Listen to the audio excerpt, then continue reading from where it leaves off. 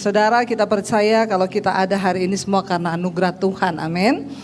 Mari langsung saja kita buka bersama Pengkhotbah pasal yang ke-11 ayat yang ke-8. Pengkhotbah pasal yang ke-11 ayat yang ke-8, apa kata firman Tuhan di sana? Kita baca sama-sama saudara. Pengkhotbah 11 ayat 8, kita baca bersama kalau sudah ada. Kita percaya bahwa firman Tuhan menjadi teguran, nasihat dan juga penuntun hidup kita ya. Pengkhotbah pasal yang ke-11 ayat yang ke-8. Firman Tuhan berkata, sudah ada, kita baca bersama. 1, 2, 3. Oleh sebab itu, jikalau orang panjang umurnya, biarlah ia bersuka cita di dalamnya. Tetapi hendaklah ia ingat akan hari-hari yang gelap, karena banyak jumlahnya. Segala sesuatu yang datang adalah kesia-siaan. Firman ini berkata, oleh sebab itu jikalau orang panjang umurnya, biarlah ia bersuka cita di dalamnya. Siapa yang mau panjang umur? Hari ini kita ada di tempat ini, itu membuktikan bahwa kita ini diberi sama Tuhan umur panjang. Artinya kita masih ada hari ini. Kalau kita diberi umur panjang, kata firman Tuhan, bersukacitalah. Tetapi hendaklah ia ingat akan hari-hari yang gelap, karena banyak jumlahnya. Segala sesuatu yang datang adalah kesia-siaan. Saudara, di dalam hidup ini bukan hanya yang baik yang akan kita alami. Ikut Tuhan, ikut Tuhan. Jangan berpikir ikut Tuhan itu, wah pasti semuanya baik, semuanya bahagia ya. Alkitab berkata, barang siapa yang sungguh-sungguh mau hidup beribadah kepada Kristus Yesus, maka dia akan menderita. Jadi kalau saudara belum menderita, berarti belum sungguh-sungguh hidup beribadah. Yang sudah merasakan penderitaan berapa banyak? Yang belum, saya doakan supaya menderita. Ya. Satu kali dalam satu wawancara saya ditanya, Bu, kenapa ibu bisa tetap kuat di dalam mengikuti Yesus? Menghadapi tantangan yang begitu berat, terutama dari pihak keluarga saya, pada waktu itu saya mau dibunuh. Saya jawab saudara, saya gak tahu juga itu jawabannya, memang ya saya jawab apa adanya aja. Ya mungkin saya kuat ikut Yesus menghadapi tantangan banyak karena waktu itu saya belum dengar khotbah pendeta-pendeta. Amin. Kenapa banyak orang kecewa? Kenapa banyak orang akhirnya kepahitan di dalam hidup ya? Karena dengar khotbah yang enak-enak. Ikut Yesus nggak ada masalah, ikut Yesus pokoknya semua selesai. Ingatlah akan hari-hari yang gelap karena banyak jumlahnya. Ini hidup. Kita nggak bisa pegang kendali di dalam hidup kita. Kita mau yang baik yang datang, kita mau yang baik yang terjadi. Tapi kalau Tuhan izinkan yang tidak baik terjadi, ingat Alkitab sudah tulis itu. Apalagi yang namanya kematian. Hari yang gelap itu satu saat akan datang kepada kita. Makanya ingat, jangan terbuai hidup ini. Ya, sehingga kita tidak pernah ingat akan hari-hari kemalangan, hari-hari kesusahan. Kemarin saya punya teman saudara dari Palu, naik pesawat sama suaminya berangkat ke Jakarta. Tujuannya apa? Mau liburan sama anak-anak di Bandung dan di Jakarta, karena anak-anaknya di Bandung dan di Jakarta. Semua baik, sehat, suaminya gak ada apa-apa. Begitu turun landing di Soekarno-Hatta, lagi nunggu bagasi, istrinya bilang, saya kebelet pipis, saya ke toilet dulu ya, kamu yang nungguin bagasinya. Istrinya balik dari toilet, cari suaminya udah gak ada. Tiba-tiba dia lihat orang berkerumun-kerumun, hatinya deg-degan, dia datang ke situ, ternyata benar suaminya udah jatuh dan meninggal di situ, saudara. Tidak ada, saya tanya, Bu, enggak ada firasat, enggak ada tanda-tanda, enggak Bu, sehat Bu, datang ke Jakarta, niatnya mau ke Bandung liburan sama anak-anak. Ternyata ke Jakarta datang untuk mati. Siapa yang menyangka itu bisa terjadi? Dia terpukul sekali, terpukul. Ya iya, orang niatnya datang mau liburan. Ini yang Alkitab bilang, di dalam hidup ini akan banyak hari-hari yang gelap, jumlahnya banyak. Mari sebagai orang percaya, kita punya keyakinan iman mengikut Tuhan itu bukan cuma soal pergumulan kita dijawab, kita mengalami mujizat, bukan cuma itu. Saya bilang kepada seseorang yang, Bu, kenapa ya saya ini dalam pekerjaan masalah terus, saya bilang, Tuhan tidak terlalu tertarik memberkati engkau, tetapi dia lebih tertarik membentuk hidupmu dan membentuk sikap hatimu menjadi sama dengan yang dia mau. Amin. Berkat itu akan mengikuti waktu hidup kita ini seturut dengan kehendak Tuhan. Ya kalau istrinya bilang, kalau saya tahu suami saya mau mati, apakah dia mau ke toilet saudara hari itu? Enggak, dia mau pasti tunggu suaminya. Tapi inilah hidup, kita gak bisa pegang kendali. Karena itu apa yang harus kita lakukan di dalam hidup ini saudara? Yakobus pasal yang keempat, mulai ayat yang ke-13, firman Tuhan berkata begini. Yakobus pasal yang keempat, ayat yang ke-13, firman Tuhan berkata, ini ayatnya bisa ditayangkan apa enggak ya multimedia? Bisa ya. Yakobus pasal yang keempat ayat yang ke-13, firman Tuhan berkata supaya kita bisa baca sama-sama. Jadi lain ya kalau kita bisa membaca Alkitab bersama, bukan cuma saya yang baca. Yuk. Yakobus pasal yang keempat ayat 13 mulai, firman Tuhan berkata, baca bersama. Jadi sekarang hai kamu yang berkata, hari ini atau besok kami akan berangkat ke kota Anu, dan di sana kami akan tinggal setahun dan berdagang serta mendapat untung. Saudara perhatikan, ini berbicara tentang perencanaan. Di dalam hidup kita semua harus punya perencanaan. Gak boleh hidup tanpa perencanaan, itu namanya sembrono, sembarangan. Kita harus punya perencanaan atas anak-anak kita, masa depan mereka, atas bisnis kita, harus ada perencanaan di dalam hidup ini. Sebab orang yang hidup tanpa perencanaan itu pasti ya hidupnya ya kayak begitu saudara. Kita semua harus punya perencanaan di dalam mengatur keuangan, di dalam mengatur anak-anak kita, masa depan mereka, harus ada perencanaan. Iya ya, kita harus punya perencanaan. Kamu yang berkata hari ini aku akan atau besok kami akan berangkat ke kota Anu, di sana kami akan berdagang, akan tinggal setahun, mendapat untung. Ini perencanaan. Boleh nggak kita punya perencanaan? Harus memiliki perencanaan. Kalau punya uang jangan langsung dihabiskan. Saya banyak melihat kehidupan orang Kristen yang akhirnya babak belur. Kenapa? Nggak punya perencanaan. Dapat berkat dia bilang kesusahan sehari cukup untuk sehari. Jadi uang ini mau saya habiskan. Dapat gaji tanggal 1 langsung dihambur-hamburkan dengan alasan kesusahan sehari cukup untuk sehari. Ya, itu beda ayatnya, jangan salah pakai ayat. Bisa berabe nanti. Kenapa banyak orang Kristen hidupnya tidak jadi berkat? Karena nggak ada perencanaan. Kita harus punya perencanaan. Dikatakan di sini, ya, jadi sekarang hai kamu yang berkata hari ini atau besok kami akan berangkat ke kota Anu, di sana kami akan tinggal, berdagang setahun dapat untung. Sedang dikatakan di sana apa? Kamu tidak tahu apa yang akan terjadi besok. Apakah arti hidupmu? Hidupmu itu sama seperti uap yang sebentar saja kelihatan lalu lenyap. Lalu dikatakan di sana sebenarnya, dikatakan di sana ayat yang ke berapa tadi ya, 13, 14. Sebenarnya kita baca sama-sama. Sebenarnya kamu harus berkata apa saudara? Kami akan hidup dan kita harus selalu berkata kalau Tuhan berkenan, kalau Tuhan menghendaki.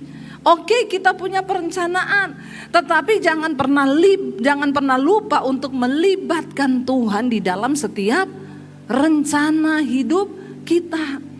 Kenapa kita harus melibatkan Tuhan? Ayat ini berkata, karena kamu tidak tahu apa yang akan terjadi besok. Bahkan 5 menit ke depan tidak ada satu orang pun dari antara kita yang tahu apa yang akan terjadi dengan hidup kita. Coba saudara, teman saya tuh bayangkan loh, mau ke Jakarta, udah landing, udah enak, di airport meninggal suaminya. Ini loh yang ayat ini bilang. Tapi saya bersyukur ya, karena kami kalau ke Palu selalu didampingi oleh teman saya ini, saudara, suami istri. Saya pernah tanya sama suaminya terakhir ketemu, kita makan duren lalu ngobrol-ngobrol cerita soal kehidupan, saudara. Lalu saya tanya sama bapak itu, Pak, bapak udah siap mati belum? Dia jawab sama saya, kalau mati siap Bu, yang gak siap itu setengah mati. Terus saya tanya, maksudnya? Ya saya kalau Tuhan mau panggil mati-mati aja gitu, jangan dibikin setengah mati. Saya gak siap kalau di rumah sakit tuh saya setengah mati, mati kagak, hidup kagak. Jadi Tuhan dengar memang dia mati di airport, benar-benar indah matinya itu, langsung dijemput. Tapi yang gak enak itu istrinya, anak-anaknya semua terpukul, saudara. Gak ada tanda-tanda, ya, gak ada pesan terakhir, gak ada apa-apa, tiba-tiba dipanggil. Kita yang berkata hari ini besok kami mau ke kota ini ke kota itu, jangan pernah lupa berkata, Tuhan kalau Engkau menghendaki. Libatkan Tuhan dalam semua perencanaan hidup kita. Kenapa? Karena kita tidak tahu apa yang akan terjadi besok. Siapakah kita ini manusia? Kita tidak punya pengetahuan, kita tidak punya kebisaan, kehebatan untuk mengetahui jalan hidup kita itu bahkan 5 menit ke depan gak ada yang tahu. Tapi penting bagi kita, libatkan Tuhan. Anak-anak muda yang mau cari jodoh, libatkan Tuhan. Engkau harus berani berkata, kalau ini bukan jodoh saya, putus dalam nama Yesus, amin. Yang anak-anak muda bilang amin. Yang orang tua gak usah bilang amin. Sudah terlanjur nikah gak usah putus. Ya sudah, bayar harga saja. Tapi yang muda-muda, engkau harus berani berkata, Tuhan kalau Engkau menghendaki, mungkin aku akan menikah dengan dia kalau dia jodohku. Kalau bukan, Tuhan putuskan dalam nama Tuhan Yesus. Kita harus berani, bapak-bapak engkau yang akan mengambil keputusan bisnis, libatkan Tuhan. Tuhan kalau Engkau tidak berkehendak, ya Tuhan yang berperkara, batalkan semuanya, aku siap. Jangan sampai kita dengan gagahnya kita berpikir dengan kehebatan kita sendiri pasti bisa. Karena Alkitab berkata, terkutuklah orang yang mengandalkan manusia, yang mengandalkan kepintarannya sendiri. Tetapi diberkatilah orang yang mengandalkan Tuhan. Salah satu cara kita mengandalkan Tuhan dalam hidup ini adalah apa? Libatkan Tuhan di dalam segala perencanaan hidup kita. Mau kita beli rumah, mau kita beli sesuatu, tanya Tuhan, apakah Engkau berkehendak Tuhan? Kalau Tuhan berkehendak, pasti jalannya begini. Minta tanda dari Tuhan. Karena Tuhan itu yang sanggup meluputkan. Kita nggak tahu apa yang terjadi ke depan. Saya ingat waktu kita beli rumah di Jakarta, saudara, saya dengan suami, kita cari-cari rumah waktu itu. Lalu kita ketemu satu rumah, rasanya kita srek, saudara. Saya juga srek rasanya. Akhirnya kita bicara gini, oke ya, berarti kita sepakat, iya besok kita nanti ketemu, nanti ke notaris. Tapi saya tuh enggak sejahtera, kami sama suami pokoknya Tuhan kalau kita, ini bukan dari Tuhan, bikin kita tuh enggak sejahtera. Ya akhirnya sampai besoknya itu kita sudah mau ketemu di depan notaris untuk bayar DP. Tiba-tiba jam 2 malam suami saya kebangun, saudara.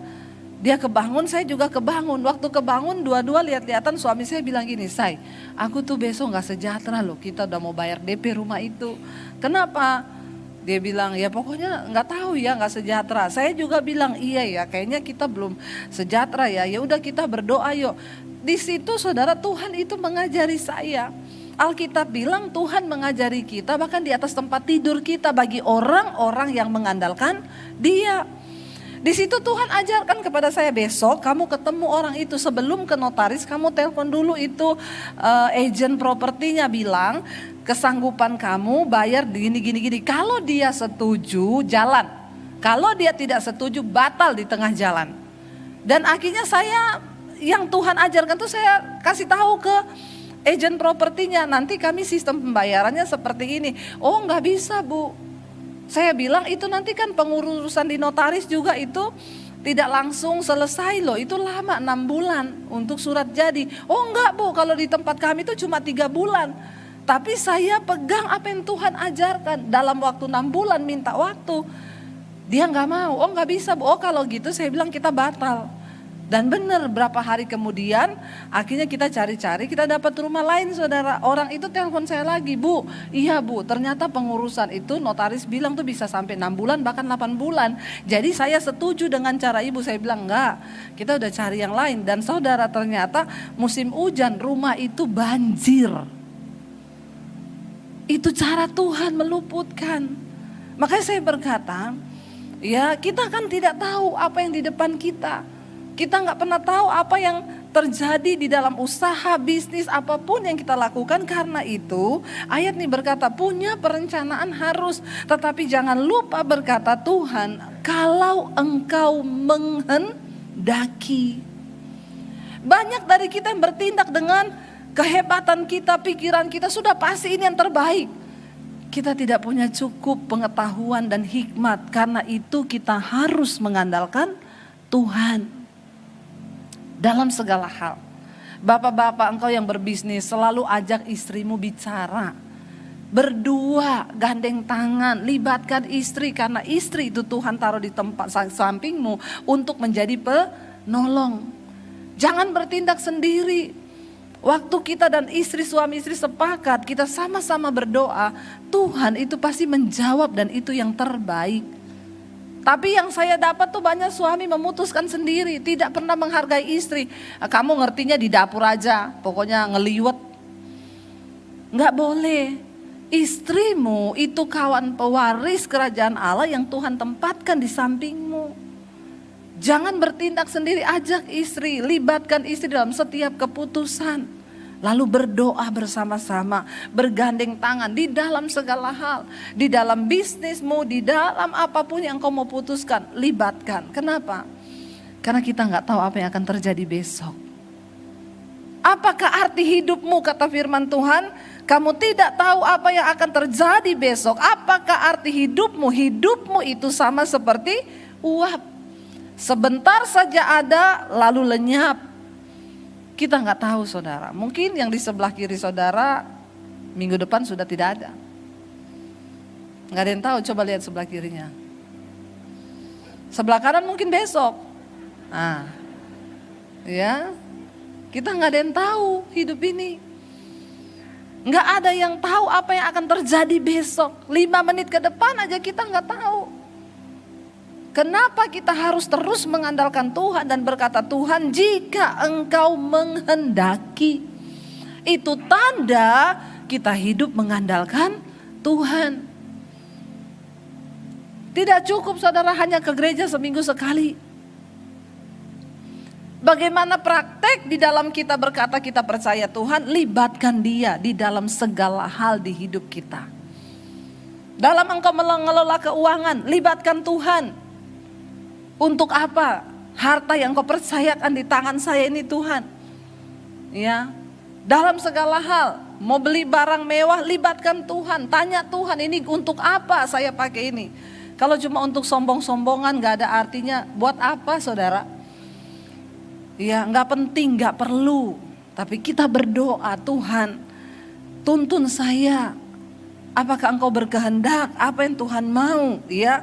Jika engkau ingin berbuat ini dan itu, katakan Tuhan, jika Tuhan menghendakinya, kami akan hidup dan akan berbuat ini dan itu.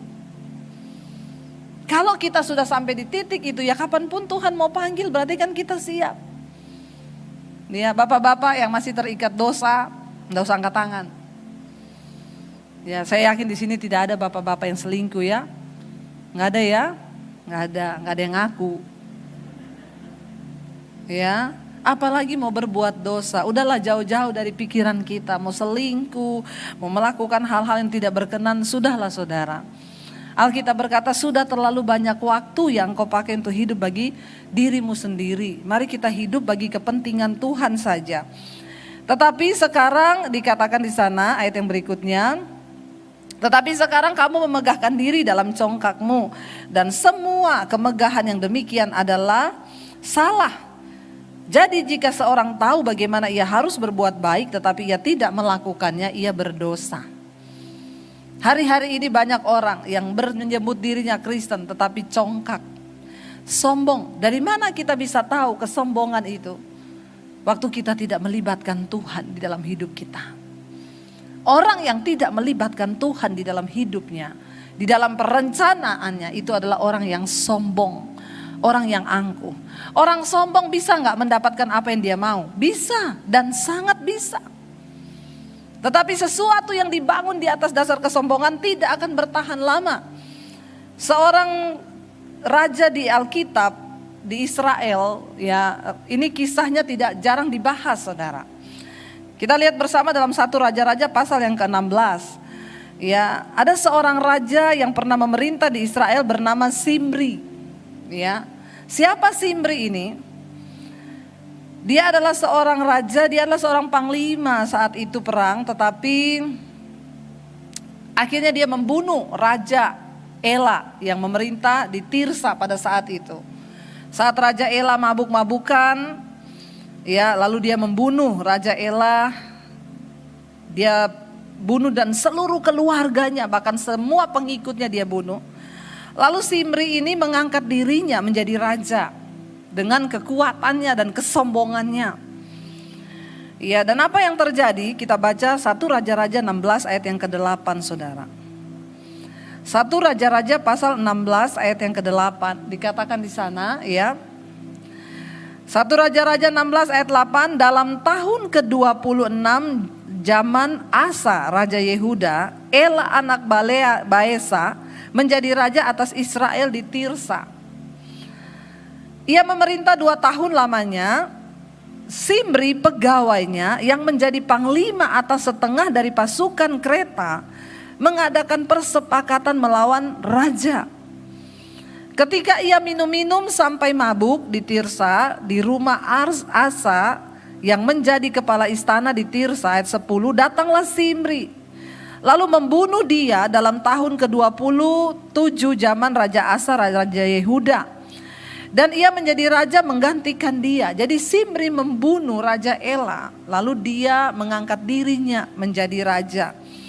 Dia berhasil, ya, dengan kesombongan, kelicikan, semua rencananya itu terjadi. Tetapi saudara, ayat yang ke-11 berkata, pada waktu ia menjadi raja itu, segera sesudah ia duduk di atas tahtanya, ia membunuh seluruh keluarga Baesa. Bahkan bukan cuma Raja Ela, seluruh keluarganya itu dibunuh, saudara. Tak ada satupun, ya, tidak ada seorang laki-laki pun daripadanya yang ditinggalkannya hidup. Juga kaumnya dan teman-temannya. Demikianlah, ya, dikatakan di sana, Simri memunahkan seluruh keluarga Baesa sesuai dengan firman Tuhan yang diucapkannya kepada Baesa dengan perantaraan Nabi Yehu. Ayat yang ke-13, oleh karena segala dosa yang telah dilakukan Baesa dan Ela anaknya yang mengakibatkan orang Israel berdosa pula, sehingga mereka menimbulkan sakit hati Tuhan Allah Israel dengan dewa-dewa kesia-siaan mereka. Ya, selebihnya riwayat Ela dan segala yang dilakukannya itu, bukankah semua itu tertulis dalam kitab sejarah raja-raja Israel? Tapi ayat 15 kita lihat, saudara, sesuatu yang dibangun dengan kesombongan tanpa melibatkan Tuhan. Ayat 15, dalam tahun ke-20 zaman Asa, Raja Yehuda, Simri menjadi raja. Ia memerintah berapa lama, saudara? Cuma berapa lama? 7 hari lamanya. Dia memerintah 7 hari lamanya di Tirsa. Lalu di sana dikatakan sedang rakyat berkemah mengepung Gibeton yang termasuk wilayah orang Filistin. Setelah rakyat yang berkemah itu mendengar orang mengatakan Simri telah mengadakan persepakatan dan ia pun telah membunuh raja. Maka pada hari itu juga di tempat perkemahan seluruh Israel menobatkan Omri, panglima tentara, menjadi raja atas Israel.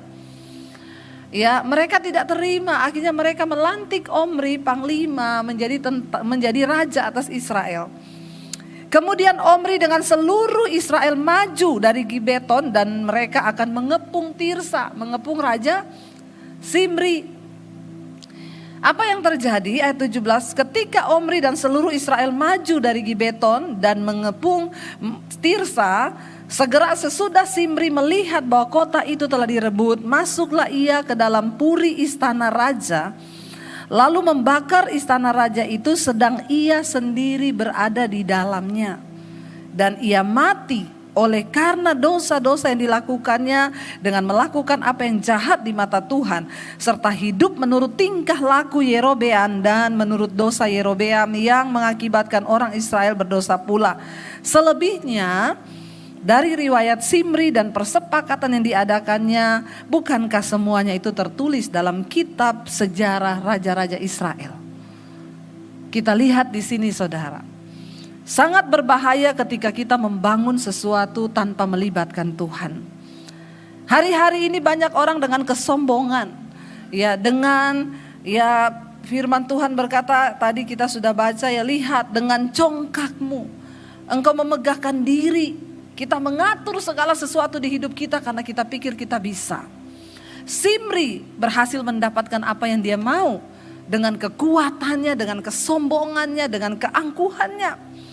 Dia berhasil membunuh dan menyingkirkan Raja Ela dan seluruh pasukannya. Tetapi sesuatu yang dibangun dengan kesombongan tidak akan bertahan lama. Cuma 7 hari.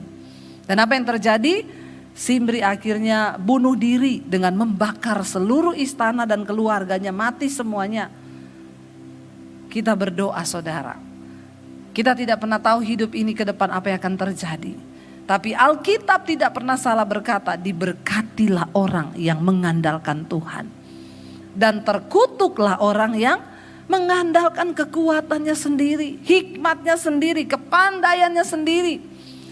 Mari hari-hari ini kita banyak duduk di kaki Tuhan dan berkata, Tuhan kalau engkau menghendakinya, aku akan melakukan ini dan itu, aku akan begini, aku akan begitu, jika Tuhan menghendakinya. Saudara, kita semua satu saat akan dipanggil pulang, cuma tinggal waktu saja, gak tahu kapan. Tapi mari kita berjuang untuk melakukan apa yang Tuhan mau di dalam sisa hidup kita. Katakan, Tuhan apa yang kau mau untuk aku lakukan? Bicara dan tuntun aku, kasih tahu Tuhan. Supaya ketika satu saat kita menghadap Tuhan, kita bisa berkata, aku sudah melakukan kehendak-Mu. Kenapa? Yesus berkata, bukan setiap orang yang berseru kepadaku Tuhan, Tuhan.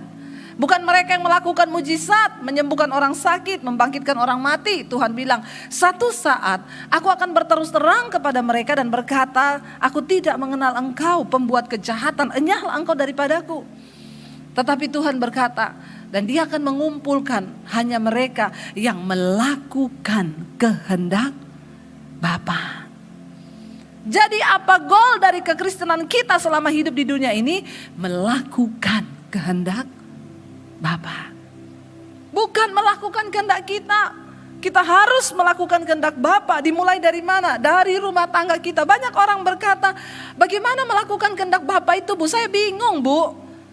Apa kehendak Bapa? Firman Tuhan. Jadilah pelaku-pelaku firman, dimulai dari rumah tanggamu sebagai suami, yang kau menjadi suami yang takut akan Tuhan, istri takut akan Tuhan, anak-anak takut akan Tuhan. Lalu untuk bicara tentang rencana Tuhan yang lebih besar, apa proyek-proyek Tuhan yang akan ditaruh dalam hidup kita, waktu kita mulai membangun hubungan dengan Tuhan, maka Dia akan terus menuntun kita melakukan hal-hal yang Tuhan mau. Dalam hidup ini, saya orang di Jakarta banyak tanya, Bu, Ibu buka gereja kapan?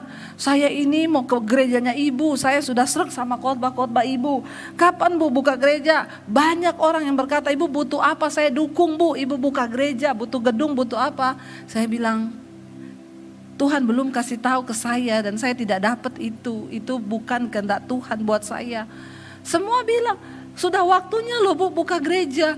Saya bilang goal dari pelayanan itu bukan hanya harus menjadi gembala semuanya. Hari ini saya lebih bisa menjadi berkat bagi banyak orang. Saya bisa masuk ke seluruh denominasi gereja. Dan itu panggilan Tuhan buat saya. Tapi orang-orang bilang, Ibu harus pikir hari tua loh. Kalau Ibu jadi gembala lebih nyaman. Berdosa banget orang yang berpikir begitu. Kita ini hamba Tuhan. Jangan dengan rekayasa manusia, lalu kita mulai merancang sesuatu dan kita pikir itu yang Tuhan mau. Enggak saudara. Mari kita mulai belajar hidup bagi kepentingan dan kehendak Tuhan bagi hidup kita. Bukan berjalan dengan maunya kita, dengan pikirannya kita. Saya bilang ya mungkin sebagian orang berpikir dengan menjadi gembala saya buka gereja itu goal. Enggak. Goalnya apa? Tuhan mau saya memberkati gereja-gereja kecil di desa-desa. Kami hidup bagi kepentingan Tuhan, itu cukup. Kalau Tuhan tidak menuntun, kalau Tuhan tidak berkehendak, mau didukung siapapun juga, saya bilang enggak. Saya mau berjalan dan melakukan kehendak Tuhan, bukan kehendak manusia. Bukan untuk cari untung. Makanya hidup ini bukan cuma soal bicara berkat, mujizat, tapi hidup ini bicara soal menggenapi kehendak Tuhan di dalam hidup kita. Temukan itu saudara. Libatkan Tuhan dalam segala aspek hidupmu. Dan kita bisa menyenangkan Tuhan, menundukkan diri, merendahkan diri di kaki Tuhan. Hari ini sadarilah bahwa kita tidak punya kekuatan lain, tapi kita punya Tuhan satu-satunya yang mengetahui. Bukan cuma 5 menit ke depan, bukan cuma besok. Tuhan tahu 10 tahun ke depan apa yang akan terjadi dengan hidup kita. Bagian kita berserah dan menyerahkan diri kita kepada Dia. Kita bangkit berdiri bersama.